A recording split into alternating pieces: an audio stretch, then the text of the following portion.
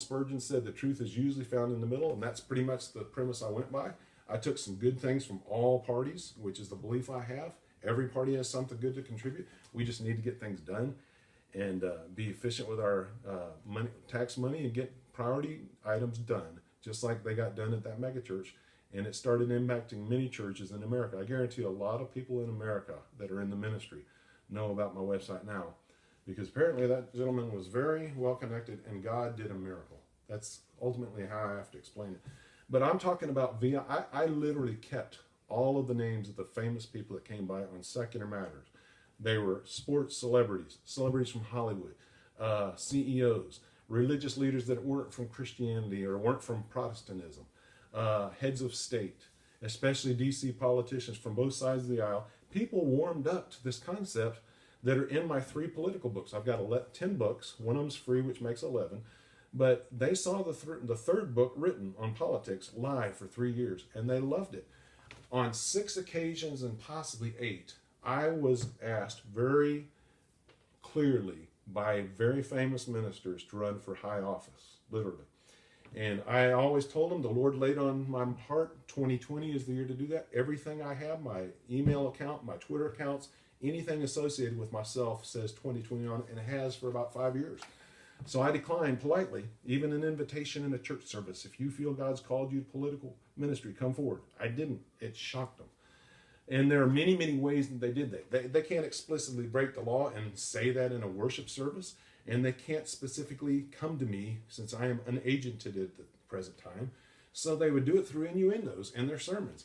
And I name exactly who. I link you to the exact videos on Google so you can see how they did it. And I can tell you how many times they did it. It's all in my book, Christian for Trump. Excuse the phone. So that's my story. When you find a no name, no money, nobody running on the Democratic side, because I was a lifelong Republican. I voted for Reagan and I've always been a Republican, but I changed parties when Trump won. I was shocked at that loss to America, that somebody with that character and that lack of ideas would win. Because he used a few, probably up to 5 of my ideas. And quite literally, I link you to a Fox News article where he knows about my website, my religious website. He specifically targeted my past 2 pastors that I've been under since the 1990s. One in Houston, one in Dallas. He asked those 2 people from Texas to join his evangelical group. He's in New York. He doesn't know him. He had nothing to do with Christianity really in practical terms. But he heard about me and what God had done through me in Christian circles and what I was doing in politics. And so he wanted to steal away the people that were over my life in a spiritual way. And only one of them went for it that I can tell. I think one of them entertained the idea, and I don't think he came through. All these details are mentioned in my books, especially the free ones. So I'm not trying to make money off this. I'm trying to get this knowledge out. And our book, written live, which I didn't know I was writing a book. I was just writing what the Lord told me. It now is almost an 1,100-page book. It's called Wit and Wisdom. That's the short title to it, Wit and Wisdom. It'll be out this year. It quite literally framed most of the major issues of the 2016 presidential election and has been influencing politics since then. I hope it will impact the 2018 midterms, and I plan to run for office based on the principles in that book because it is my credentials. I'm a lawyer. I'm an MBA. I got a JD, MBA, BBA, and an MDiv, and a bunch of graduate studies. I've been a management consultant for Fortune 500 companies. I've taught at college as a professor. I have been a pastor. You don't know me from Adam.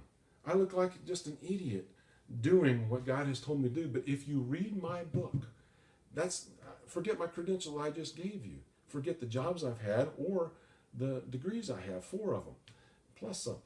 If you read that book, if you're not convinced, it has the most wonderful, and I'm bad at marketing, so I'll have to phrase this positively and truly. If you can find better political ideas that solve problems in a balanced way that does not favor either side, it just puts America first, and that was my concept. USA #1 is my favorite tweet phrase that I put on my account, but it puts Americans first, not America so much, but Americans, and I always use the phrase USA #1. Trump stole it, coined his phrase. Good luck to him on that. But it was always the concept that the people are first, not the parties, not the politicians.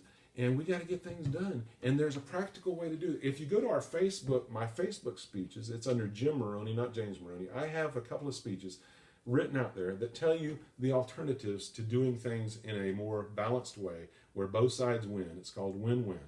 It's either gridlock or it's switch from one party to the next and you never really get anywhere. You just undo each other's work. Or you get bad compromise where both people aren't happy with the results. There is a better way. It's all over my Facebook speeches. It's all over my books. I now have 10 of them, 3 on politics, 1 on innovation. The greatest innovation inspiring speech you will ever read is on my book on innovation. I've got a book on business, how to make your businesses better and how the economy can be better in a centrist way. And like I said, I will be running. I will be a Democrat because I quit the party. When Trump won, I won't be associated with that. So I'm getting this information out there to tell you I'm not just some whack job that thinks he has a good idea and he thinks, God told him things and he ought to go run for politics. If you read that book and you don't agree with me, vote against me. If you read that book and you think you can find better ideas somewhere else, vote for that person that writes those better ideas or speaks those better ideas. But if you don't, I hope you'll seriously take into consideration of my candidacy, which at this point is very nascent, very innocently new and fresh and young. But when that book gets known, the contents of that one book alone has already impacted Christianity and national politics. And I want to do more. I want to obey my Lord and do what he told me to do. So I hope you'll go to my Facebook, this YouTube's video. I hope we only have one major Facebook account. I've got 6 Twitter accounts. I'll make them public. I had to privatize them because even people like Mark Cuban, he knows about my site. He said he would consider running if he could. It would make sense, which is my favorite phrase, if he found common sense solutions to problems. He was at my Twitter site for at least a year. So was Oprah. It probably inspired Mitt Romney, who said at one time, the person I think is going to win in 2016 is a guy that's young. At that time, my picture on all my accounts is from when I was 26. He doesn't know I'm a lot older now. I try to keep the picture looking pretty since I'm not anymore. Is a person that is just starting out in this profession, has yet to take his ideas across America. I think he was referencing me. I do strongly because he probably knows about me because I wanted him to be the candidate for the GOP last year, or 2016. I pushed for it strongly. Unfortunately, it didn't happen that way, so he knows about it. And also, David French entertained, he's a writer, he's a conservative writer with Christian credentials, I believe, or at least moral credentials. People were pushing him to run, and Evan McMullen actually did, who was a policy wonk for the GOP. They knew after a while I wasn't going to run. God didn't tell me to do anything in 2016. So they tried to make up for an alternative to these now evangelical council people backing the least moral person out of all 17 GOP candidates. They knew I wasn't going to do anything because that's not what the Lord led me to do. So they got those 2 campaigns almost off the ground. One of them did, and one of them almost did. And it was inspired by this book, that there are good ideas out there. We don't have to go around. If you look at my Facebook, Argument Against Trump, it's the case against Trump. If you read it, and with a clear conscience, you can still say, the man's wonderful, I ought to vote for him again. I don't want your vote. So thank you for your time. Sorry it sounds literally crazy. I've talked to about 4 people about this, and until I explain the details, it does sound crazy. But it was a miracle, and I can only testify to what I've experienced. And I'll swear, and I will take any lie detector you put me on. Please read that book and see if you agree. God bless you.